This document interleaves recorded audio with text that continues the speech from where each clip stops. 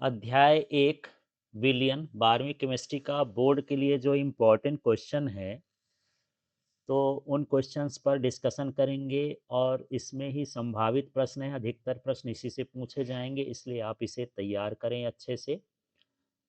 और यदि आपको इसके नोट्स चाहिए तो आप एलके फिजिक्स ऐप डाउनलोड कर लें। तो चलिए इसका पहला प्रश्न देखते हैं। समान परासरण दाब वाले विलयन कहलाते हैं। तो ये होते हैं समपरासरी विलयन। फिर देखिए अगला प्रश्न है, निम्नलिखित में कौन से राउल्ट नियम से धनात्मक विचलन नहीं दर्शाता है? तो ये बेंजीन और क्लोरोफॉर्म का जो विलयन होता है वो धनात्मक विचलन नहीं दर्शाता है। फिर है साधारण नमक को जल में घोलने पर, यहाँ पर ये ऑप्शन सही है, जल का क्वथनांक बढ़ जाता है। इसके बाद है जब रक्त कोशिकाएं कोशिका एक से अधिक परासरण वाले विलयन में रखी जाती है तो वे सिकुड़ जाती हैं।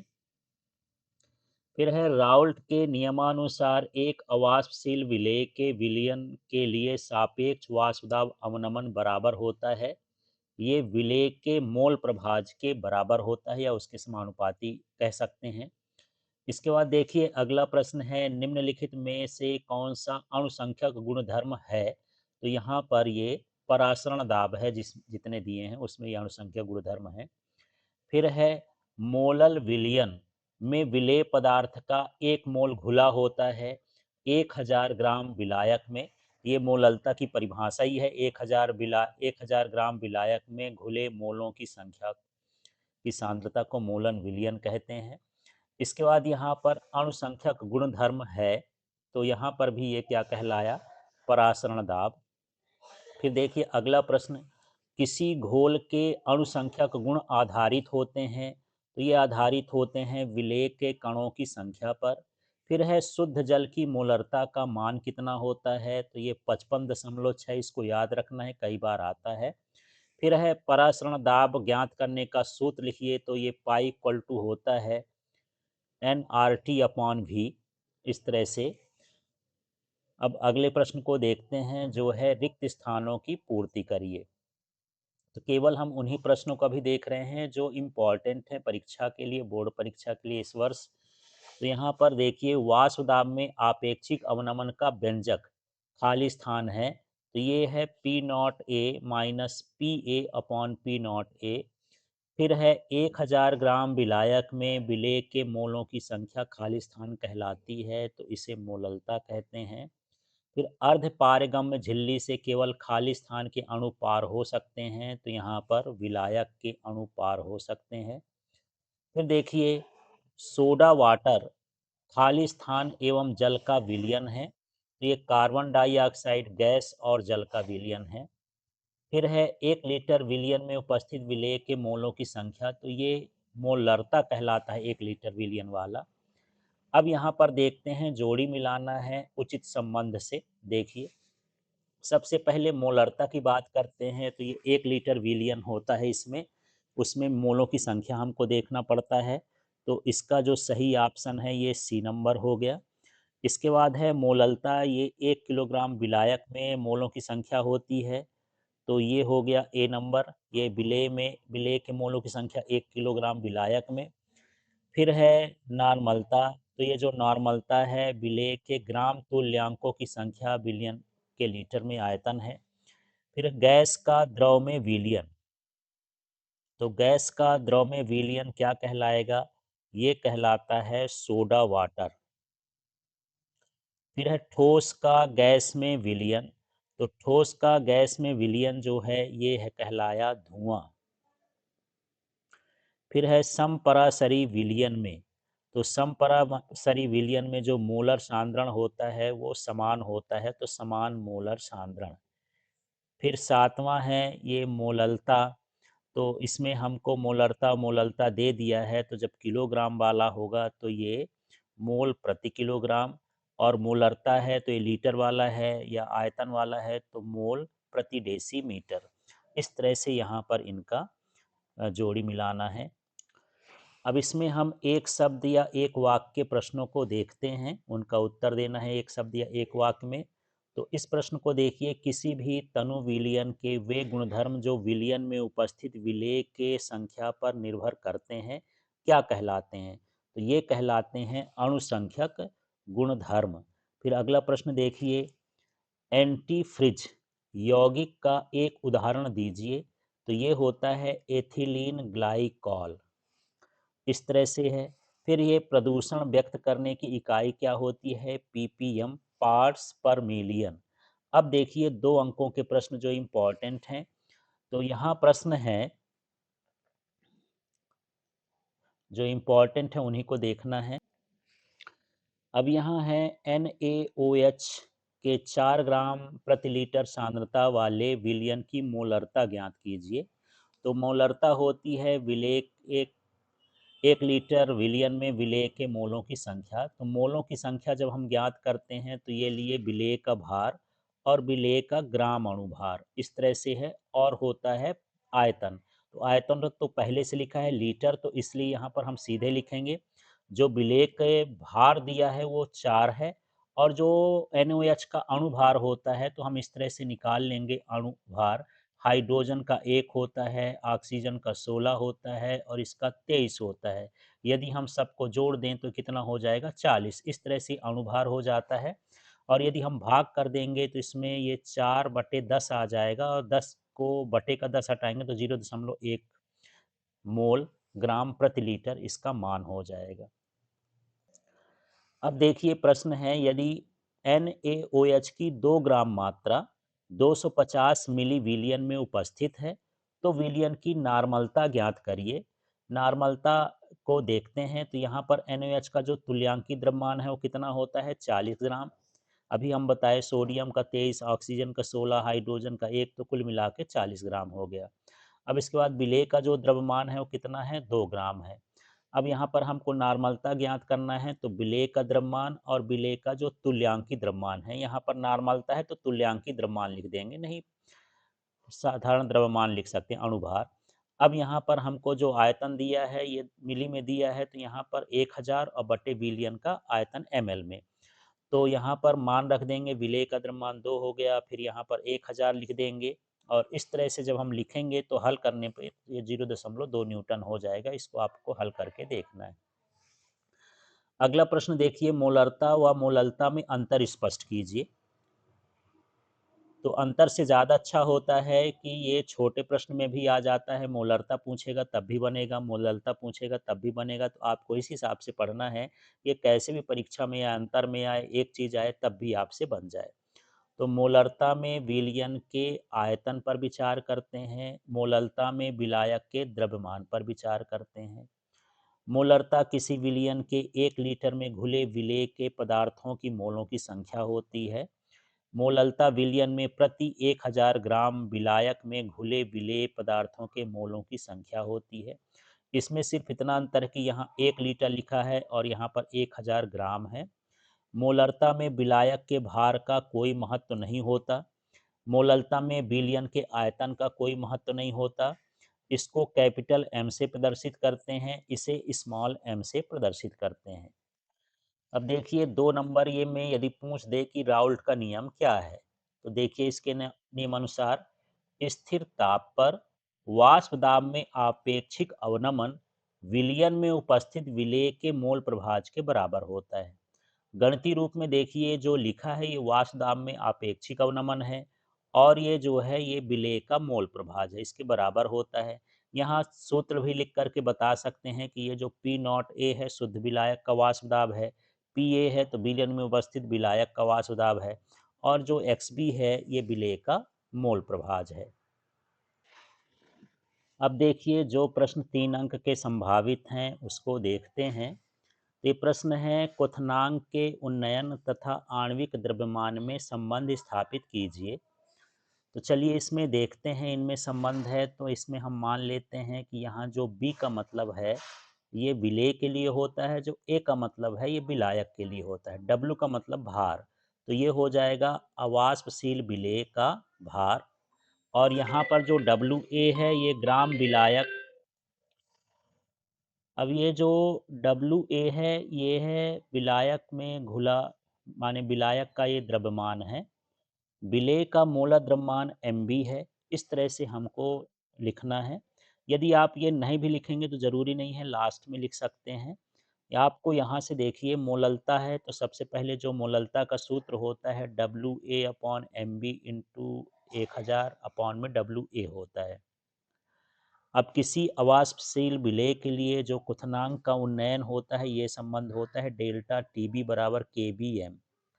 तो अगले स्टेप में आप समझ रहे होंगे, डेल्टा TB लिख दिए हैं, ये KB लिख दिए हैं, और M का जो ये मान है पूरा का पूरा यहाँ उतार दिए हैं।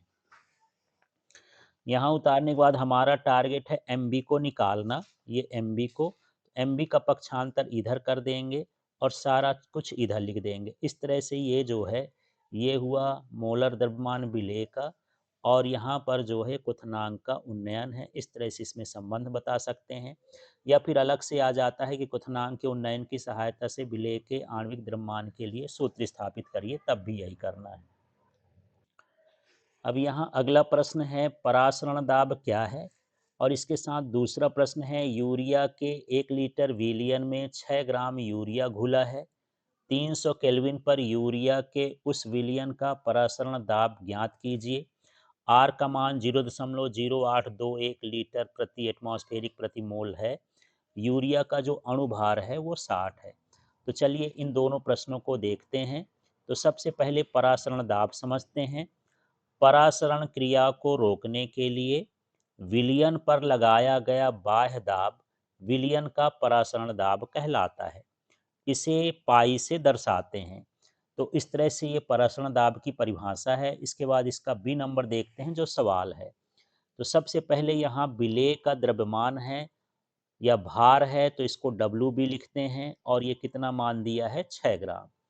इसी तरह जो आर का मान दिया है विलियन का स्थिरांक 0.0821 लीटर प्रति एटमॉस्फेरिक प्रति मोल, तो इस तरह से यहाँ पर ये आर का मान लिख लिए। फिर टी का मतलब है ये परम ताप, तो ये दिया है परम ताप 300 केल्विन, तो यहाँ पर 300 केल्विन लिख दिए हैं।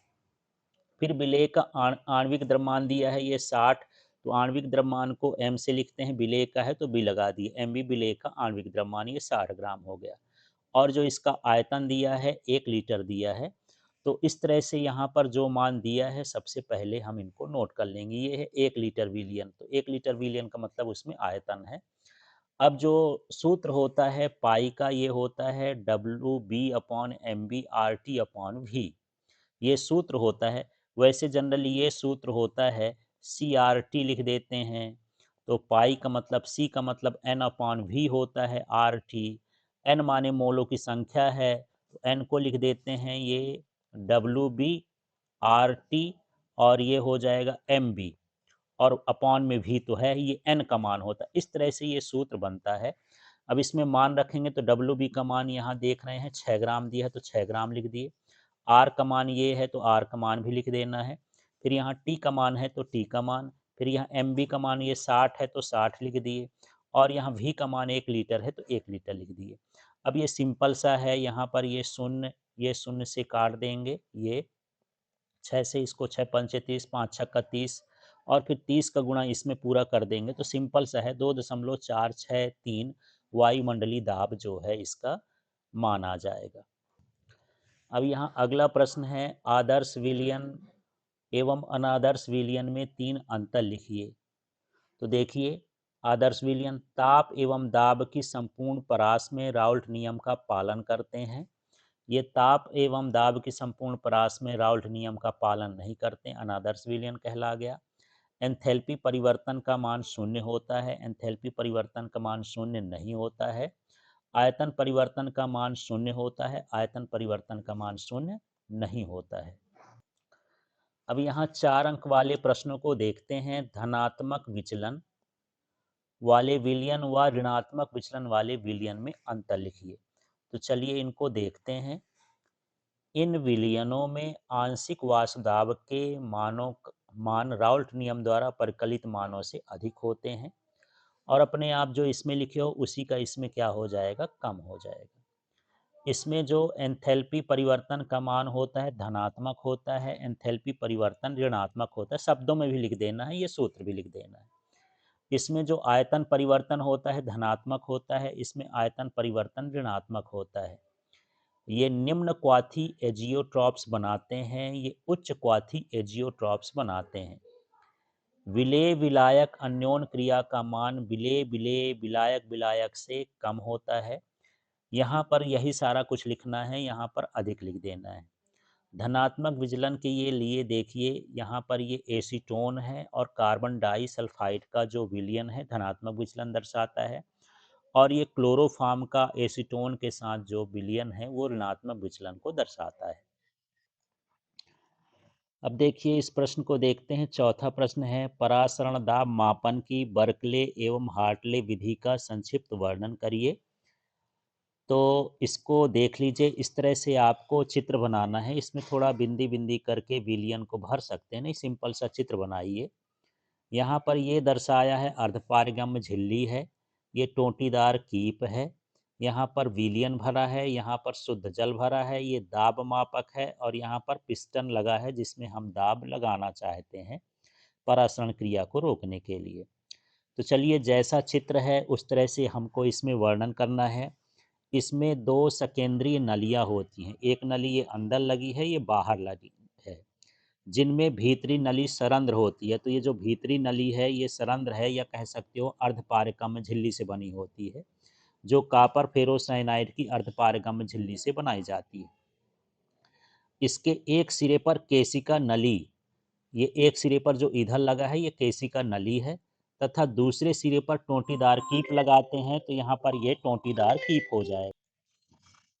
तो जैसा चित्र दिख रहा है वैसे ही आपको शब्द बनाना है। सरंध्र नली को घेरे हुए गन मेटल की बनी बाहरी नली होती है, इसमें जल रोधक पिस्टन लगा होता है जिसमें विलियन की सतह पर दाब डाला जाता है। अब ये जो है ये गन मेटल से बनी हुई है, इसमें ये बाहरी भाग में पिस्टन लगा है, दाब मापक यंत्र लगा है, और इसमें हम बाहरी नली में विलियन भरते हैं, इसमें जल भरते हैं। इस तरह से आपको सारा कुछ चित्र के बारे में लिख देना है। अब देखिए आगे और है, भीतरी नली में आसुत जल भर दिया जाता है जो केशिका नली में एक निशान तक होता है।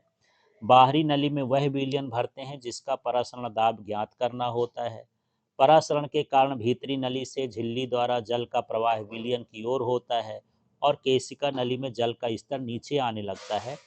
अब पिस्टन द्वारा विलयन पर दाब डालकर केशिका नली में जल के स्तर पूर्व निशान पर स्थिर रख दिया जाता है।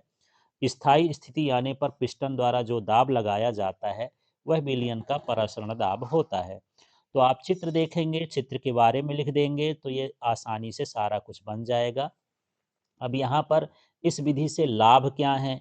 परासरण दाब निकालने में समय कम लगता है, विलयन की सांद्रता न बदलने से परिणाम सही मिलते हैं, अर्धपारगम्य झिल्ली पर अधिक दाब न पड़ने पर वह टूटती नहीं है, उच्च परासरण दाब का मापन किया जा सकता है। अब देखिए आज का ये इस चैप्टर का बड़ा क्वेश्चन और इस साल के लिए इम्पॉर्टेंट है। सिद्ध कीजिए कि किसी विलयन का आपेक्षिक वाष्प दाब अवनमन विलयन में उपस्थित विलेय के मोल प्रभाज के बराबर होता है।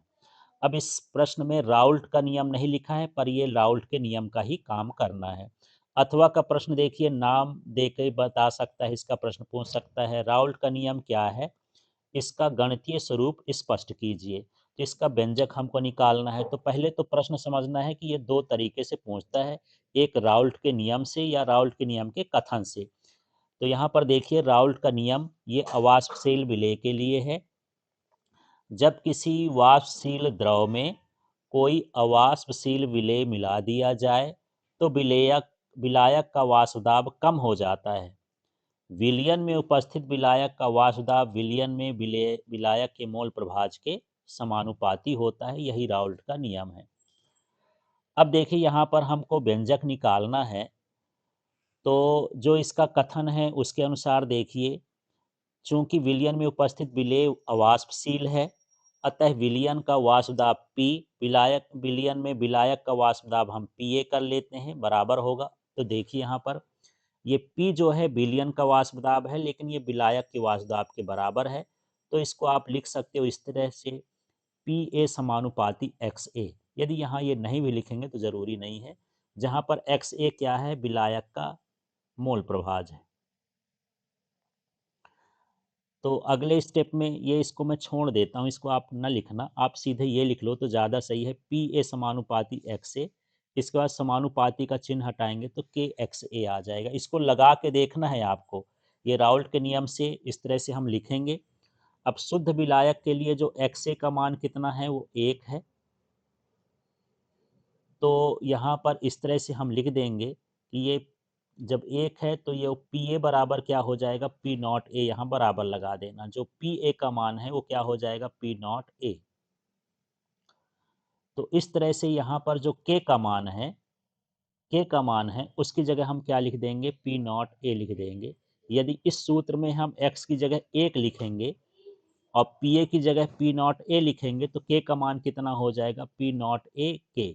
आप चाहो तो दर्शा सकते हो कि पी ए की जगह हम पी नॉट ए लिख लिए हैं, के की जगह के लिख लिए हैं और गुणे एक्स की जगह 1 लिख लिए हैं, तो के का मान कितना हो जाएगा, पी नॉट ए हो जाएगा।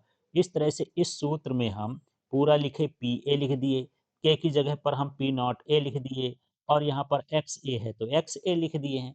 इस तरह से हमको यहाँ पर इसे निकालना है।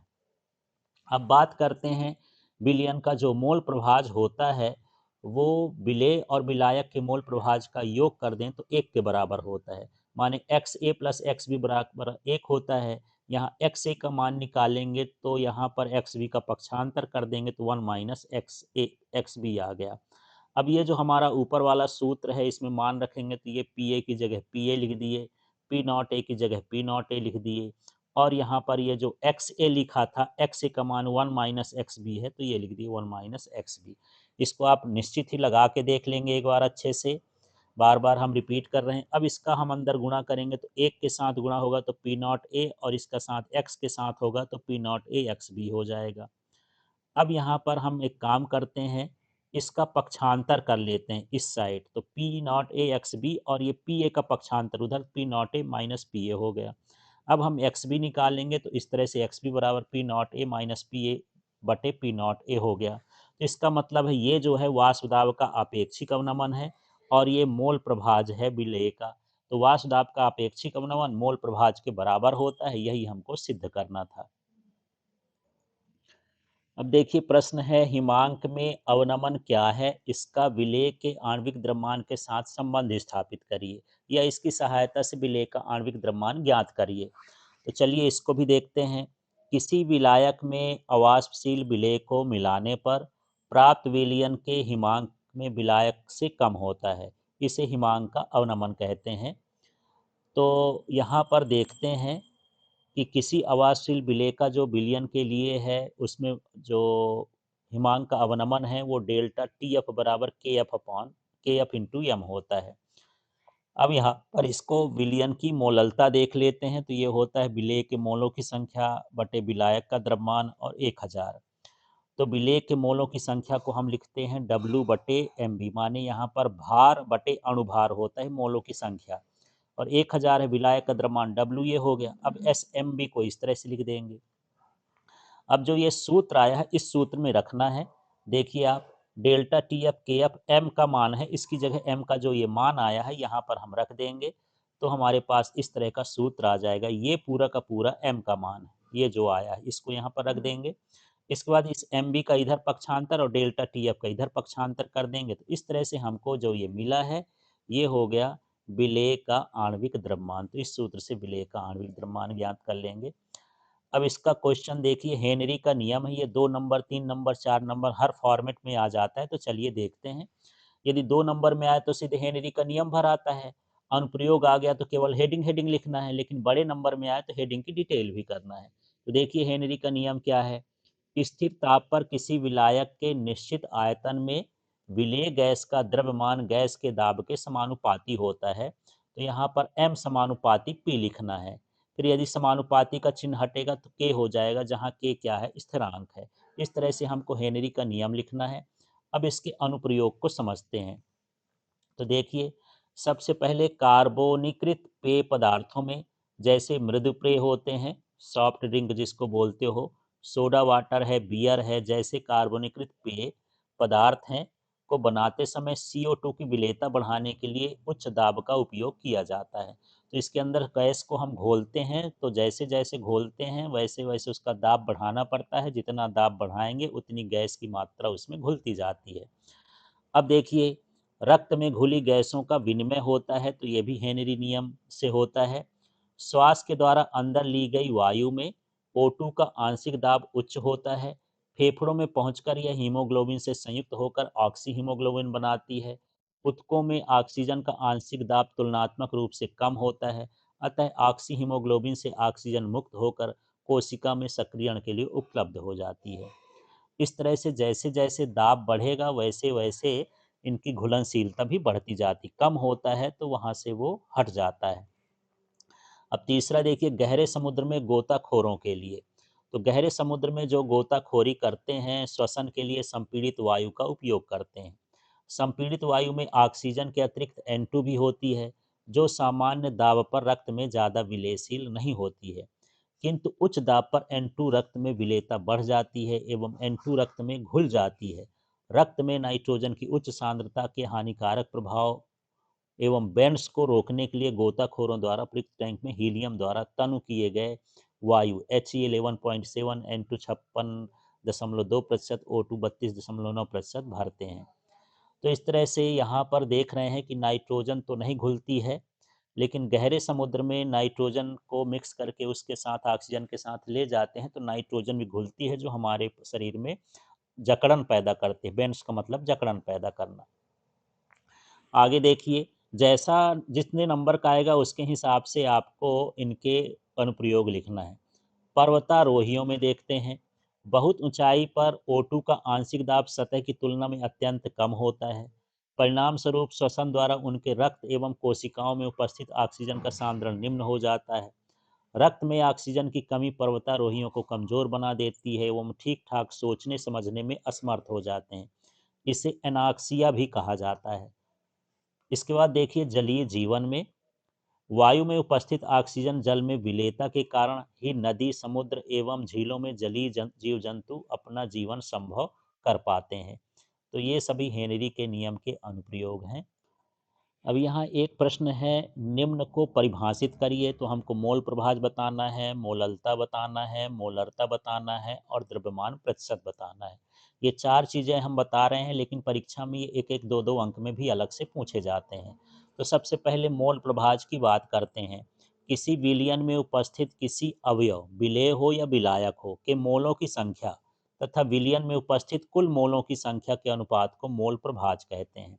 जैसे यहाँ पर देख लिए, विलेय का मोल प्रभाज है तो N/N+N हो गया। तो यहाँ N माने विलेय का है, कैपिटल N माने विलायक का है। अब जब विलायक का मोल प्रभाज निकालेंगे तो यहाँ कैपिटल N कर देंगे, यहाँ कैपिटल N/N+N। तो ये मोलों की संख्या है, माने विलेय या विलायक के मोलों की संख्या बटे में कुल मोलों की संख्या हो तो वो मोल प्रभाज को दर्शाती है। इसके बाद बात करते हैं मोललता की। 1000 विलायक में घुले विलेय पदार्थ के मोलों की संख्या को विलयन की मोललता कहते हैं। यहाँ पर यह है, प्रति 1 किलोग्राम विलायक में विलेय का द्रव्यमान और विलेय का आणविक द्रव्यमान, इस तरह से है। तो इस तरह से सूत्र लिख सकते हैं। और यदि ऐसे नहीं लिखना है तो आप ऊपर लिख सकते हैं, यहाँ पर विलेय का द्रव्यमान बटे में विलेय का आणविक द्रव्यमान और गुणे लिख सकते हैं 1000। ऐसे इस तरह से भी, यदि प्रति 1 किलोग्राम नहीं लिखना तो इस तरह से भी सूत्र लिख सकते हैं। मोलरता भी इसी तरह से है, किसी विलयन के उसके 1 लीटर विलयन में घुले विलेय पदार्थ के मोलों की संख्या को विलयन की मोलरता कहते हैं। तो यहाँ पर देखिए, यहाँ भी जो है ग्राम अणुओं की संख्या, विलेय के लीटर में आयतन। तो इस तरह से आप लिख सकते हो। तो यहाँ पर विलेय का द्रव्यमान और विलेय का अणुभार भी लिख सकते हैं। इसके 2-3 तरह के सूत्र होते हैं, जैसा सूत्र चाहें वैसा लिख दें। यदि आपको दूसरा याद है तो उसको भी आप लिख सकते हैं। इसके बाद देखिए, द्रव्यमान प्रतिशत। तो किसी विलेय या विलायक का ग्रामों में वह द्रव्यमान जो 100 ग्राम विलयन में उपस्थित रहता है, द्रव्यमान प्रतिशतता कहलाता है। जैसे घटक का द्रव्यमान विलयन का कुल द्रव्यमान गुणे 100 कर दिए तो ये द्रव्यमान प्रतिशत होता है। तो इस तरह से इस पाठ के जो इम्पोर्टेंट प्रश्न हैं उनको आप एक बार ज़रूर पढ़ें। जो बड़े प्रश्न हैं उनको लगा करके देखें, तो आपके परीक्षा की अच्छे से तैयारी हो जाएगी। इस चैनल को सब्सक्राइब कर लें, शेयर करें। इसमें आपको फिजिक्स का, केमिस्ट्री का, बायोलॉजी का, मैथ्स का जो कंटेंट है एग्ज़ाम के लिए वो सारे कुछ मिलेंगे 12th के।